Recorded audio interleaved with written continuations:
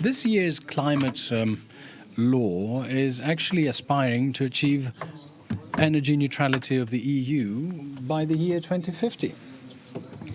In the framework of achieving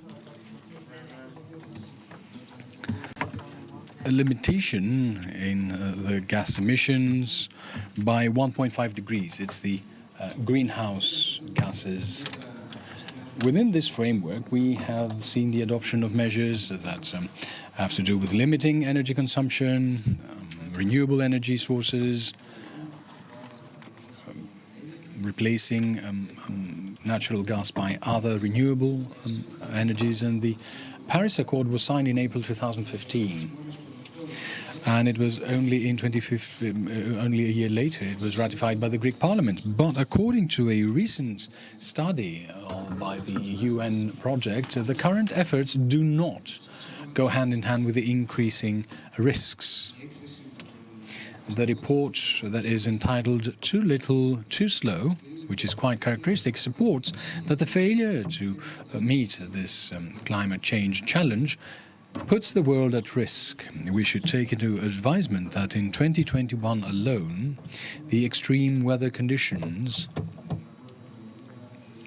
cost almost $330 billion for the global economy. And 25% of the global population, approximately 2 billion people, are at risk of being endangered by floods. And these are extreme weather phenomena that we have experienced in our country as well. Now, the General Secretary for Natural Environment, Dr. Petros Varelidis, Secretary General for Natural Environment and Water with the Ministry of Environment, would like to thank you very much for being with us. Right, so with the given fact that there is a strong pressure to adapt due to time, because these results of climate change are tangible by everyone, can you say what are the main goals of this climate law?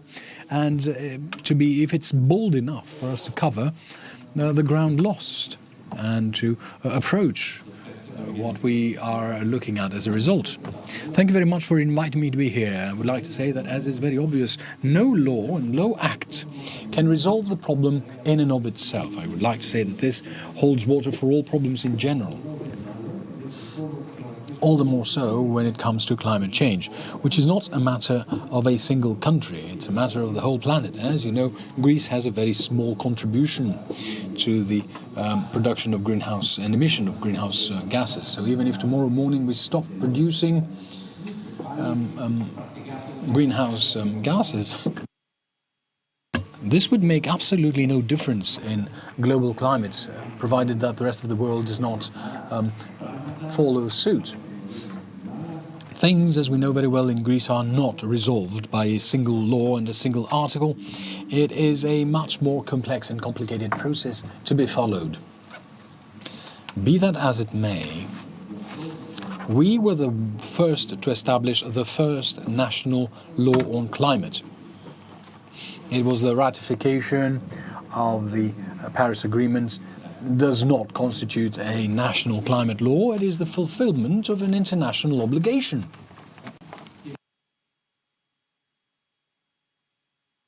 And I believe that the key goal of the first national climate law is precisely this: to prepare and prime Greek economy for changes that are unavoidable. We can see where the tide flows the world over, all the more so at a European level. So the earlier we adapt as a society and as an economy, the better the position we will find ourselves in the day after, when all these things for which we have made provisions in the national climate law beforehand today, the day after will become mandatory, obligatory, and they will be imposed as mandatory by the European Commission through the legislative proposals that they file and they submit.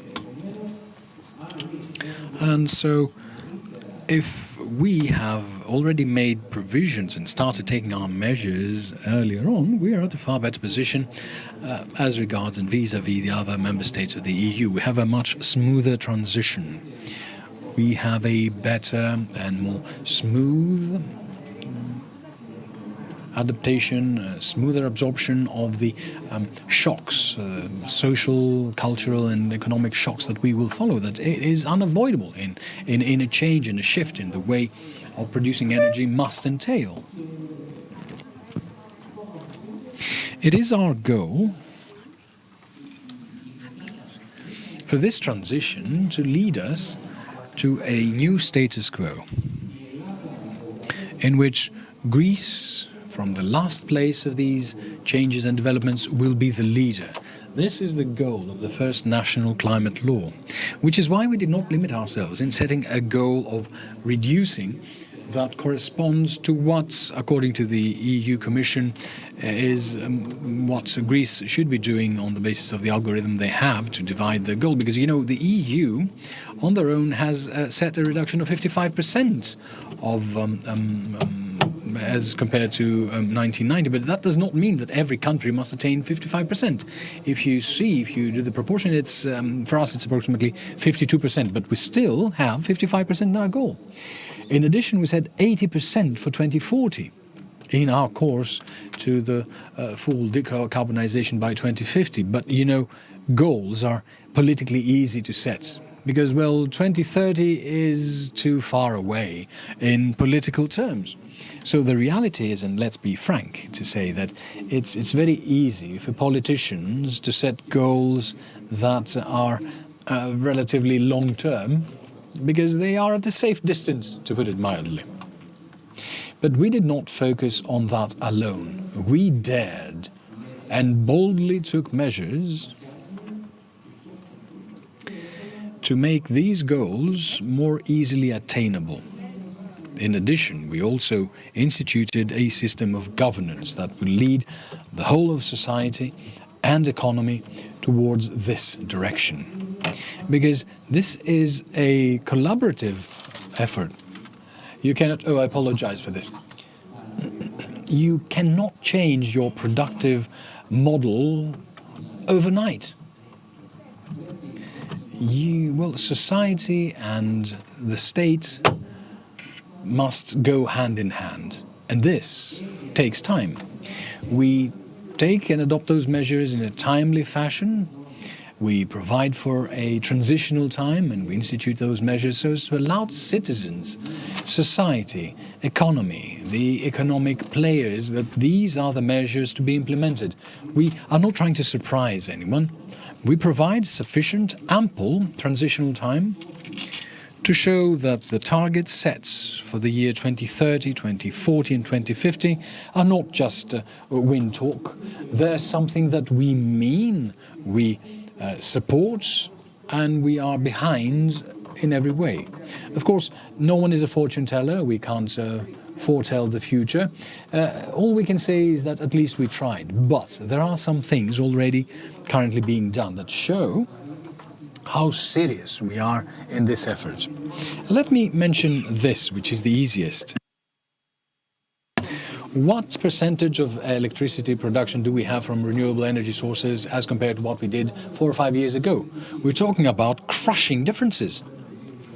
We have the addition of 2 gigawatts per year in renewable energy sources in our grid.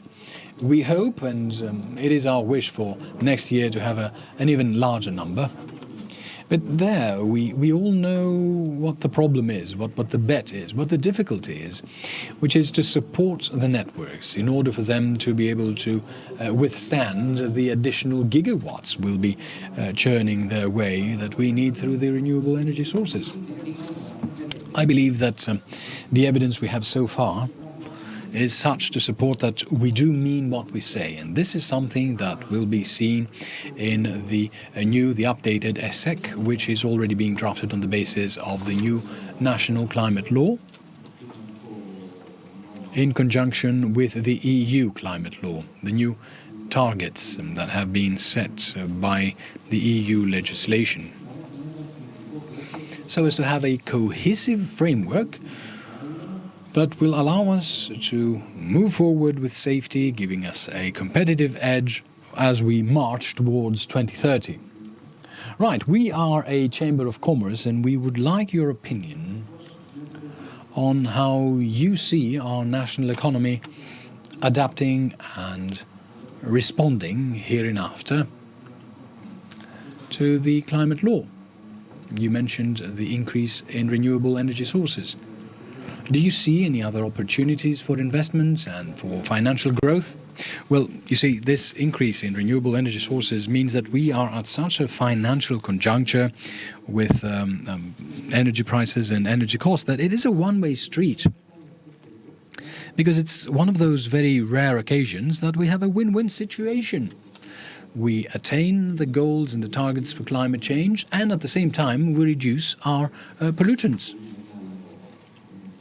Well, as you can clearly see, this is a huge indirect benefit to be drawn from the transition to renewable energy sources. We have much cleaner atmosphere, much cleaner air, breathable air. But in this current conjuncture, time and place, we have a much lower cost. So it is to our benefit, no matter which way you look at it from, which is also driven by this economic conjuncture. That being said, this entails a huge change in the productive model. It requires tremendous changes in additional resources, in secondary resources like the grids, the power grids. You need more capacity, otherwise you can't fit those additional gigawatts. But it necessitates changes in the regulatory framework. And I believe that today's government does have the courage to make the necessary reforms, which in fact, and this requires even more courage, keeps on improving them. Wherever there is need for tweaking and adjustment, this tweaking does take place. Because, you know, in legislating and in the regulatory framework, there's no black and white. It's not a mathematical equation. We do make some provisions and some regulations, and when we need further improvement, I believe that the Minister, Mr. Saracakis, has proven that he makes all the necessary adjustments, tweaks, and we see what I just explained, that we have a greater infiltration of the renewable energy sources. We have adopted a series of measures to encourage industries and commercial consumers and household consumers, for them to produce their own energy from renewable energy sources through the net metering. And this was achieved through a series of measures of raising the cap on self-production. In the climate law, we said that it's 30% of the coverage for over 150 square meters. They must have photovoltaics or modern sun boilers for the production of warm, hot water. We see important measures undertaken for electric vehicles. This is very important. You know, the public sector is already under the obligation, according to EU legislation, 25% of the vehicles they buy as of July 2021, 25%, I say, must be electric vehicles. Yes, well, we need to see that happen. Well, we're talking about the new ones that will be purchased or are being purchased. And we adopted the same obligation for the private sector as well, for businesses, in order to create a critical mass of electric vehicles that are necessary for the charging stations to be maintained financially, to break this vicious circle of whether the egg or the chicken came first. Do we need charging stations or do we need more cars? We need to boldly move forward with both. We keep on simplifying the legislation concerning the way licensing is provided and the permits are issued for the charging stations. So we're trying to tackle the issue from all different perspectives, aspects and sides, so as to achieve the result we're looking for.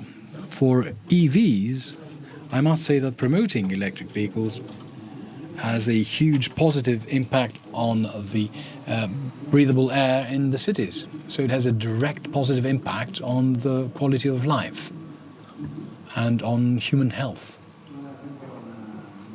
Well, I would be remiss if I didn't ask about the air and the health of the citizens. Okay, EV is a solution after we resolve the issues with the charging stations, and we are, if not the last, we are the penultimate in the EU in charging stations per capita.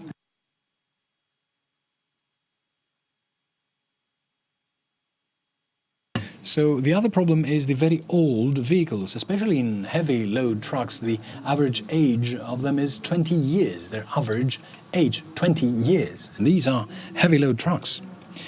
EVs will gradually resolve this issue. But would it be that we should take more direct and immediate measures to deal with this phenomenon? Well, you see, obviously, atmospheric pollution is something that concerns all of us and is linked indirectly yet clearly with climate change issues.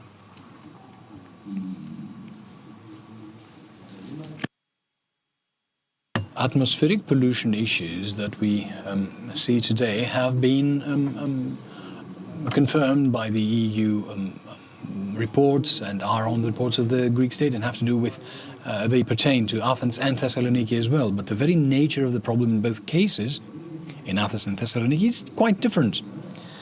In Athens, they are in fact linked with traffic.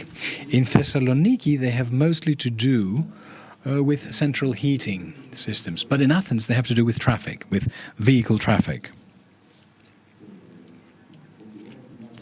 The problem of trucks and the old age of those trucks and of private vehicles, yes, private vehicles also, is a thorny and hard to resolve issue. This is the reality. Because one needs to take into advisement as well the financial and economic level of the country.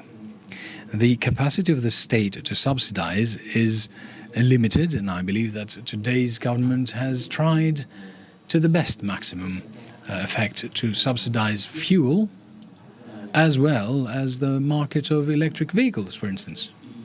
Yes, you're quite right in saying so, sir. So one cannot have such spectacular changes without having an increased GDP. Everything is easier when you're a rich country. One cannot compare what happens in Norway with what happens in Greece. We as a country must do the best we can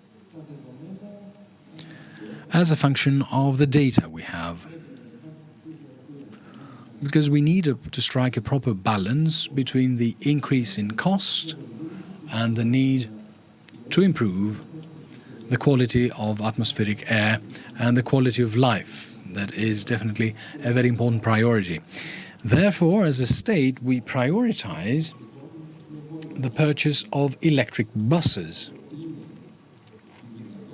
Things that are within the capabilities of the state to intervene, we do so. In the climate law, we have a set of very important measures to promote electricity in taxis in Athens and Thessaloniki. It would have been much easier, for reasons of higher financial level, etc., to focus on some tourist islands that have a very high GDP in smaller distances. But we focus on Athens and Thessaloniki because therein lies the problem of air pollution. So we try to target the areas where we will have the highest, the best possible results. Well, of course, the existence of incentives does help with imposing, as it were, of a result. But in some cities there are counter-incentives. We're talking about many European countries where old vehicles that are polluting are not allowed to circulate. I'm thinking about Austria. It's an extreme example where old cars are not allowed in autobahns, and the trucks have to be laden on trains to cross Austria and disembark in Germany, because they may not circulate and travel through the country. Well, in our country, these trucks are easy to circulate with the very well-known results. Now, apart from the incentive, which is a matter of money and GDP, as you said, maybe at some point we should think about counter-incentives as well. Yes, it is within our radar to impose counter-incentives because, measures, for them to be effective, need to be implemented at the opportune time when there is the maturity for its implementation. Because, we can't have police officers on every corner or police officers for every citizen. We need to have maturity in order to implement them. There is a problem that the average age of vehicles in Greece is very high. So we need to see how we can tackle this. We need to see whether a measure is practically implementable on the basis of the data we have at hand. Be that as it may, and you should know that this government has done a lot to implement the metro. This government, the previous one, it's a very useful tool, especially as regards transit and traffic in the cities. It is closely linked to all these issues we're talking about. Electromobility is moving on its own as well because it becomes more affordable and more attractive. We're trying to create those conditions that will allow electric scooters or electrical bicycles or conventional bicycles. So there's a plexus and a nexus of measures that needs to mature in order for us to see in actual, realistic terms how such bans will be implemented that are applied in various cities, in Brussels as well. The cars need to be Euro 4 compliant, Euro 5 or Euro 6 for them to be able to circulate. Well, in Greece we have the green ring as of 2016, and it is not implemented. And if we ask around the hall, around the room, who knows what this green ring is all about, they wouldn't know. Now, we talked about social maturity.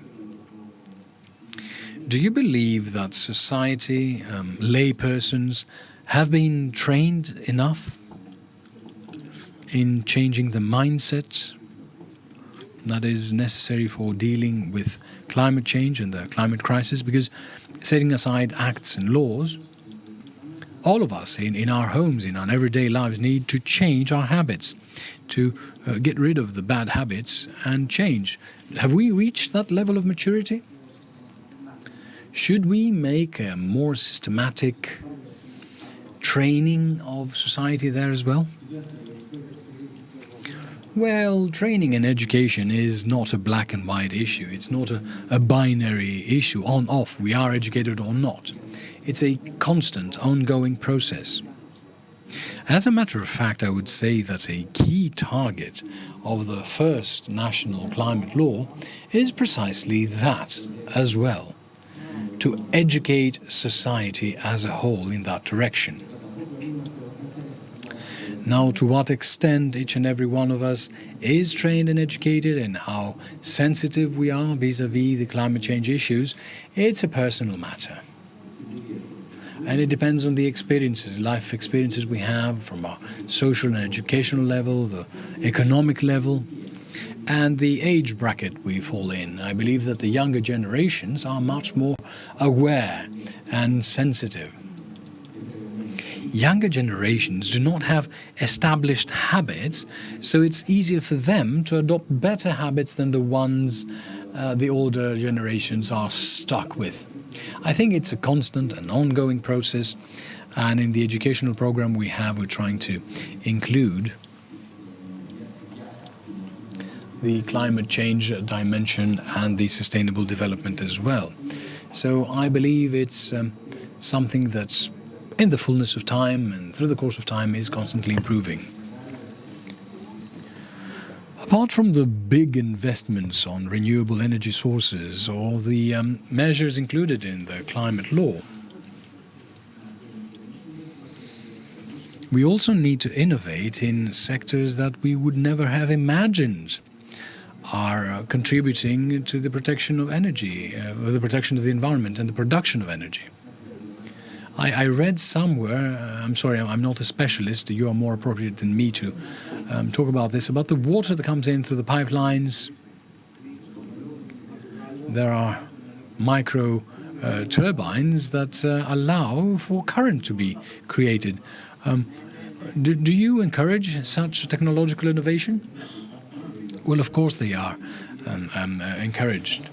And there are local government companies that produce electrical power on their own through small hydroelectric turbines that they use through their pipelines. They're local water management companies when they carry the water from a higher level to a lower level. And through, of course, the placement of photovoltaic parks, which is much more useful, much more habitual, much more frequent, or the creation of biomass and biogas, which is very important. Particularly biogas and biomass are very important because they produce constantly electrical current, which means that they compensate the stochastic nature of the usual renewable sources, because I would like to say that they are not regular, because depending on how much the sun shines or how strong the wind blows, we have more or less production. But with biogas and biomass and geothermal production, we have a steady production. Hydroelectric dams. You just turn the faucet on, you produce energy, you turn the faucet off, you don't produce energy. So in reality we need many different ways, a mixture of many different ways that will ensure that we will have a stability in the system and a greater stability. And we need storage systems as well, either using batteries or water tanks that will be used as capacitors, as accumulators, when you have an excess of production of natural renewable energy sources. If you don't know what to do that, you use it to use the pumps to move the water higher, and you use it as a capacitor. All this needs to be made with a respect for the environment. We can't put wind generators and batteries and photovoltaics everywhere. We need a balance, as with everything. Right, Mr. Varelidis, thank you so very much. You said so many things, all of them interesting. Now we have even more questions than we did before, but you will probably resolve those questions as well at a later time. Thank you for having me.